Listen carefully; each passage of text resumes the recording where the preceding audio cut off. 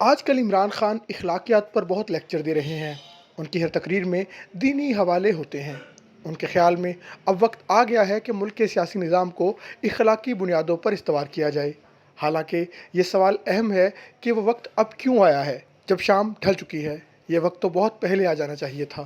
بہرحال وہ یہ بات تواتر سے کہہ رہے ہیں کہ اللہ تعالیٰ نے مسلمانوں کو نیوٹرل ہونے کی اجازت ہی نہیں دی بلکہ اچھائی کے ساتھ جانے کا حکم دیا ہے، اور ان کا موقف ہے کہ موجودہ سیاسی لڑائی میں وہی اچھائی ہے۔ انہوں نے خود کو خود ہی اچھائی قرار دے دیا ہے، اور وہ یہ حق کسی کو دینے کے لیے تیار نہیں کہ وہ خود فیصلہ کر لے کہ اچھائی کیا ہے اور برائی کیا۔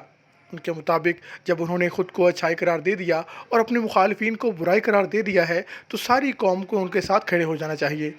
قوم کو از خود یہ جاننے اور سمجھنے کی ضرورت نہیں ہے کہ اچھائی کیا ہوتی ہے اور برائی کیا ہے۔ حالانکہ لوگ ووٹ سے فیصلہ کریں گے کہ اچھائی کیا ہے، برائی کیا ہے، یہی جمہوری نظام ہے۔ ہاں، اگر RTS بیٹھ جائے تو کوئی اور بات ہے۔ وزیر اعظم صاحب یہ بھی کہہ رہے ہیں کہ ان کے ارکان کو پیسے دے کر خریدا گیا۔ ان کے مطابق ان کے ارکان کو چوری کے پیسے سے خریدا گیا ہے، لیکن دوسری طرف وہ یہ بھی کہہ رہے ہیں کہ ان کے بیکے ہوئے ارکان جنہوں نے ان کے مطابق چوری کے پیسے لیے ہیں وہ اگر واپس آ جائیں تو انہیں کچھ نہیں کہا جائے گا۔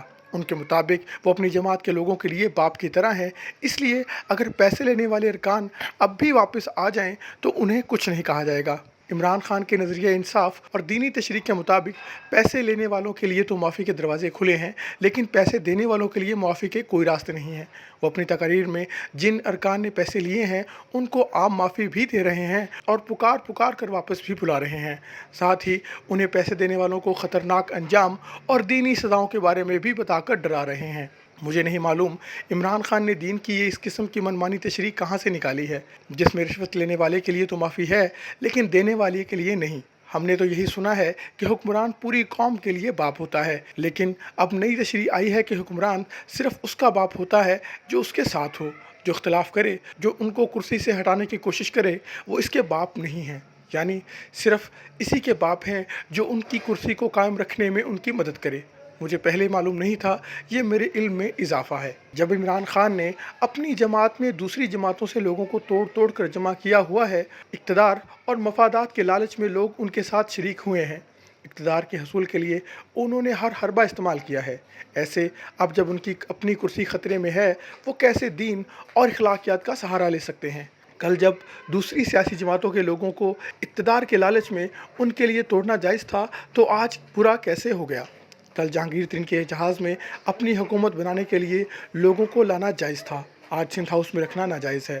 کل اقتدار کے لیے وزارتوں کی بندر بانٹ جائز تھی، آج ناجائز ہے۔ اس لیے PTI کی حکومت دینی بنیادوں پر قائم نہیں ہوئی تھی تو آج اسے بچانے کے لیے دین کا سہارا لینا اچھی سیاست نہیں۔ عمران خان کو سمجھنا ہوگا کہ وہ جیسے اقتدار میں آئے تھے انہیں ویسے ہی نکالا جا رہا ہے۔ تمام سیاسی جماعتوں سے لوٹے جمع کر کے ان کو اقتدار میں لایا گیا تھا، آج وہی لوٹے اپنی پرانی جماعتوں میں واپس جا رہے ہیں، اس لیے ان کا اقتدار خطرے میں نظر آ رہا ہے۔ جب اقتدار کی بنیاد ہی غلط تھی تو اس کا اختتام بھی غلط ہی ہونا چاہیے۔ غلط بنیاد کے بغیر انجام بخیر کی توقع رکھنا غلط ہے۔ جہاں تک دین اور اخلاقیات کی بات ہے تو پاکستان کے لوگ دین کے حوالے سے کافی باشعور ہیں، انہیں اچھے برے کی بخوبی سمجھ ہے۔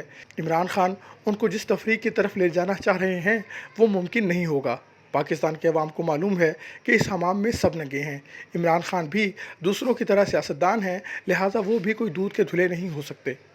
عمران خان عوام سے اپیل کر رہے ہیں کہ جو MNAs اور MPs انہیں چھوڑ کر جا رہے ہیں ان کا معاشرتی بائیکاٹ کیا جائے، ان کے بچوں کو اسکولوں میں برا بھلا کہا جائے، ان کے بچوں سے شادیاں نہ کی جائیں، ان کے گھروں کے سامنے احتجاج کیا جائے۔ اگر ایسا ہونا ہوتا تو جب یہ ارکان وفاداریاں تبدیل کر کے PTI میں شامل ہوئے تھے تو تب ہی ایسا ہو جاتا۔ جب یہ لوگ اپنی جماعتیں چھوڑ کر آپ کی جماعت سے الیکشن لڑنے اپنے حلقوں میں پہنچے تھے تب ہی ان کا معاشرتی بائیکاٹ ہو جانا چاہیے تھا۔ تب کسی کا سماجی بائیکاٹ نہیں ہوا تو آج کیسے ہو سکتا ہے؟ لوگ اس کھیل کو سمجھتے ہیں، لوگ الیکشن لڑنے والوں کی مجبوریوں کو بھی سمجھتے ہیں، لوگ اقتدار کی مجبوریوں کو بھی سمجھتے ہیں۔ لوگوں کو پتہ ہے کہ اگر حکمران اقتدار میں آنے کے لیے اتنے سمجھوتے کرتے ہیں تو بیچارے ارکان اسمبلی کو سمجھوتا کرنے کی اجازت کیوں نہیں ہونی چاہیے؟ اس لیے دوسروں کو نصیحت اور خود میاں فصیحت والی بات کیسے چل سکتی ہے؟ عمران خان کو سمجھنا ہوگا کہ ان کی اتنی تقاریر کے بعد بھی لوگ احتجاج کے لیے باہر نہیں آئے ہیں۔ ان کا ساتھ چھوڑنے والے ارکان کے حلقوں میں کوئی ہزاروں لاکھوں کے جلوس نہیں نکلے۔ سندھ ہاؤس میں احتجاج کے لیے بھی تھوڑے کارکن ہی پہنچے، حالانکہ تحریک انصاف کے 2 ارکان قومی اسمبلی بھی وہیں موجود تھے۔ اگر 2 ارکان اسمبلی بھی صرف 20 لوگ ہی اکٹھے کر سکتے ہیں تو باقی بات سمجھنے کے لیے کافی ہے۔